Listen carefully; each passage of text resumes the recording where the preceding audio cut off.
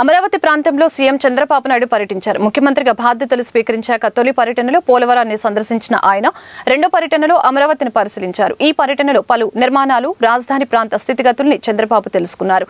ఉదయం 11 గంటలకు ఉండవల్లి నివాసం నుంచి బయలుదేరిన చంద్రబాబు తొలుత ప్రజావేదిక శిథిలాన్ని పరిశీలించారు. అనంతరం ఉద్దండరాయునిపాలెంలో ప్రధాని మోదీ శంకుస్థాపన చేసిన ప్రాంతాన్ని సందర్శించారు.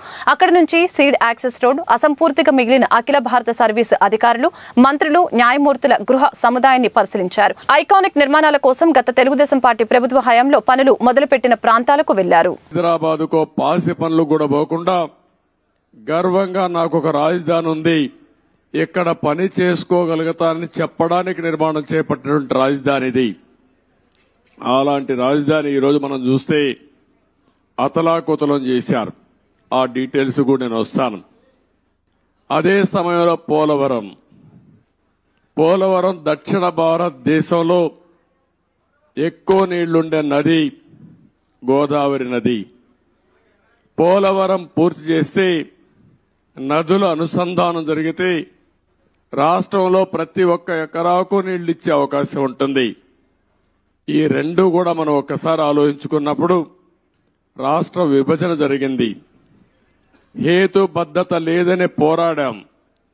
అన్యాయం జరిగిందని అందరం కూడా గట్టిగా నిలదీసే పరిస్థితికి వచ్చాం. ఆ సందర్భంలో ఒక ఆర్థిక నగరమైనటువంటి హైదరాబాద్ నగరం తెలంగాణ రాష్ట్రానికి వెళ్తుంది కాబట్టి మళ్లీ ఇక్కడ ఒక నగరం కట్టుకోవాలంటే దీనికి తోడ్పాటు ఇస్తామని, ఇంకొక పక్క పోలవరాన్ని పూర్తి చేస్తే ఈ రాష్ట్రానికి కొంతవరకు వెసులుబాటు వస్తుందనే ఉద్దేశంతోనే ఈ రెంటికి కూడా విభజన చట్టంలోనే ప్రత్యేకంగా మెన్షన్ చేస్తూ ఒక పక్క పోలవరాన్ని జాతీయ ప్రాజెక్టుగా, అమరావతికి ఆర్థిక సహాయం చేయడానికి ముందుకొచ్చారు. అయితే ఈరోజు మనం చూస్తా ఉంటే రెండు కూడా ఈరోజు రాష్ట్రంలో ఉండే 5 కోట్ల ప్రజలను ఓటే నేను కోరుతున్నా.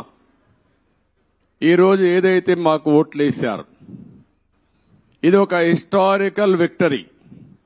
చరిత్రలో నేను 45 సంవత్సరాలుగా చూశాను కానీ ఆంధ్రప్రదేశ్ రాష్ట్రం ఏర్పడిన తర్వాత భారతదేశ చరిత్రలో కూడా ఇంత పెద్ద విక్టరీ ఎప్పుడూ రాలేదు.